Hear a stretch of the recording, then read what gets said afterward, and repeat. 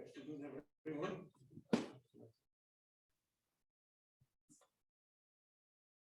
In this week's parsha, we read about water,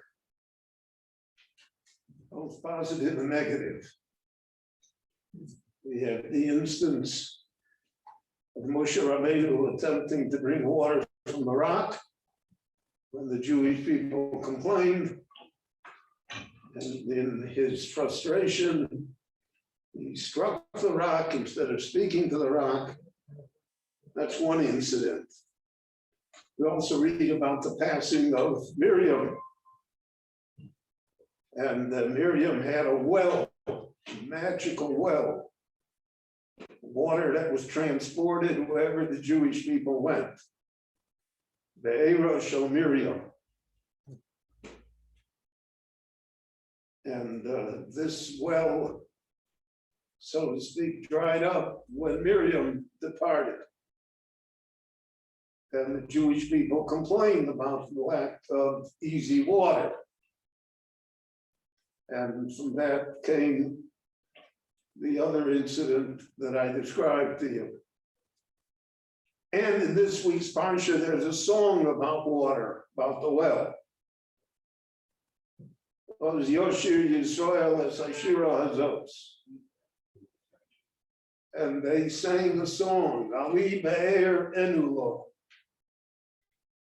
Let the waters of the well rise, and we will respond to it. How will we respond? Be'er Chafaru Sorin, Karu Nidiream. A well that was dug by the great people of Israel, by the volunteers of Israel. And from that well sprang forth water. The water nurtures us, and then it brings us to the heights and into the inheritance of God. Chazal took that song and said that was a song not only about a physical well of water, Ein Mayim El Torah, the waters that we are seeking and speaking of, it really represents the waters of Torah that nurture us. The Chazal say it went 3 days without water. That's as long as a person can go without water. A person go without food for a longer period of time, but not without water. So from there, the Gemara learns that you cannot go 3 days without Torah. And that's our custom to hear the Torah read Shabbat, Monday and Thursday every week, so that 3 days never pass without some Torah. And that's what nurtures the Jewish people. But in the song, the Jewish people said, Be'er Chafaru Sori. Our history is that the well of Torah was dug by great people, by generations upon generations of great people. And that's especially true of Torah Shabbal Peh, because Torah Shabbal Peh is the creation of human beings. The Ktsos HaChoshen in his Revari Leba Kohen, so the Ktsos HaChoshen is one of the most famous of the latter-day Sforim of Lomdus by Klal Yisrael in the yeshiva world till our time, till really Reb Chaim. The Ktsos HaChoshen was the introduction to really understanding learning. And the Ktsos HaChoshen has an introduction to his Sefer. And in the introduction to the Sefer, he describes the difference between Torah Shebiksav and Torah Shabbal Peh. Torah Shebiksav is everybody has the same one.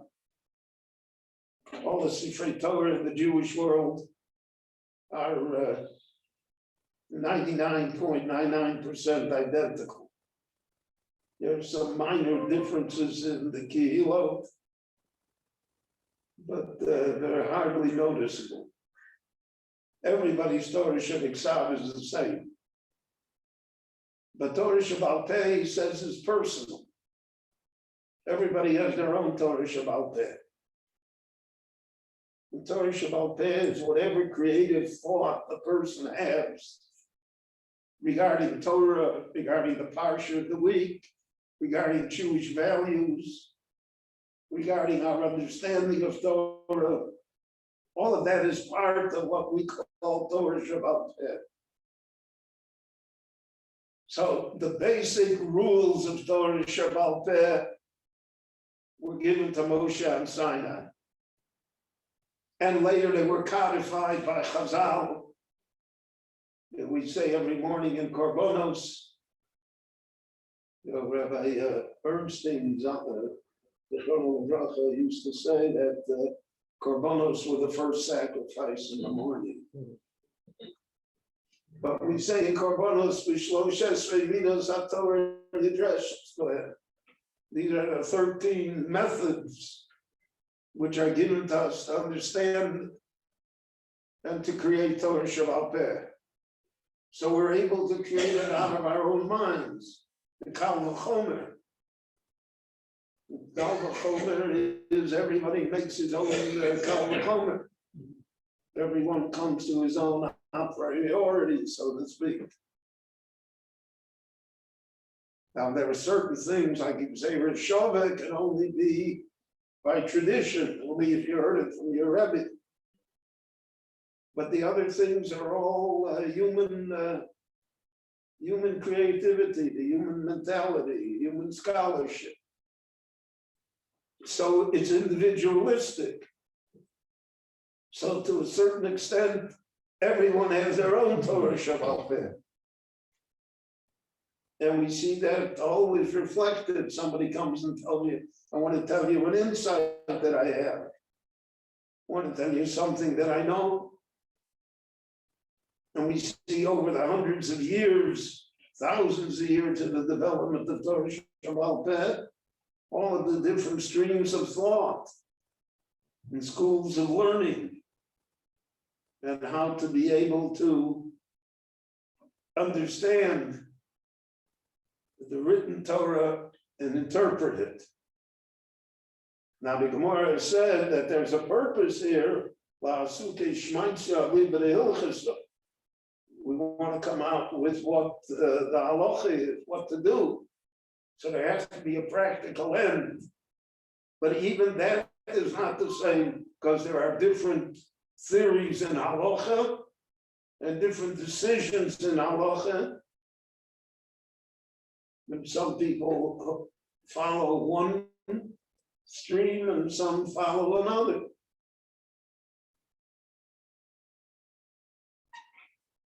So Torah Shabbat Peh is the most personal of all of the attributes in Judaism, because it reflects the person himself or herself in their own mental capacity, their own power of chidush, of innovation, of seeing things. And Torah Shabbat Peh is what makes it adaptable to every generation, to changing circumstances and changing times. And therefore we grapple with issues, and many times it takes hundreds of years for the issue to be settled, if at all. But for the last 150 years, we are all grappling in halacha with the concept of electricity. What is it? How do we define it? And since science itself has a problem with it, don't quite know what it is. Particles, streams, rain, what is it? What happens when you push the button? So therefore, there are different shittas in halacha. And it's, put it mildly, it still is a gray area. not black and white, it's not clear. How to deal with it.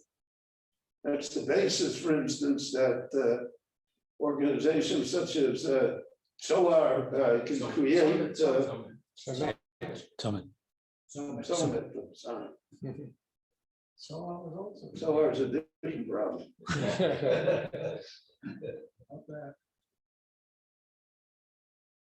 That's why you can't make executive shows. So that's why someone can construct all of these gadgets that work on Shabbos. And that really make life bearable for people on Shabbos. It's because of the gray area. If it were hard and fast, then there wouldn't be any room for maneuverability, understanding. So the Jewish people recognize that. And they said, Be'er Chafaru Sorin, the Be'er of Torah, Shabbat Peh, was dug by great people, dating back to Moshe, to the Nevi'im, the Chazal and the Gemara, to the Rishonim, to the early Achronim, to the later Achronim, to our own scholars, to the yeshivas. It's all like one long creative development. Koru Nedivayom. Volunteers are the ones that dug it. They're the ones that sacrificed their lives for Torah, who developed it, who wrote of it. You know, there are certain sfarim that are very cryptic. Just a few lines. It said about one of the great Achronim that even though when he lectured publicly, he did so voluminously and with great length, but he didn't own paper. He didn't have paper. So because of that, everything that he wrote was cryptic and short, because he didn't have paper. For us, it's difficult to imagine without paper, without the pen, without the ability to write. But these are the people that built the Torah for us. The Rogachover Gaon, I've seen postcards. You sent him a postal card with the question, and he wrote back his opinion on the same postal card. And he wrote it around the margins and on the front side and where the address should have been. And his answers were always, look up this, look up this, look. I didn't say what the answer was. He said, I am looking this book, looking this page, on this page. People who sacrificed their lives and everything that they had in order that Torah should exist. So there's a great song of praise that the Jewish people sang in honor of those people, in honor of the well of Torah. And that is a heritage that we have. That's why by Moshe it says, Oz Yoshir Moshe U'Bnei Yisrael Es Ashira Azos. That's the Shira by Yamsuf. Here it says, Oz Yoshir Yisrael. The Jewish people sang it themselves, because everyone sings their own song. Everyone says their own interpretation. Everyone makes their own contribution. And that's the well of Torah that flows and overflows throughout Jewish history until today. And we are the beneficiaries of it after so many centuries of learning and understanding. And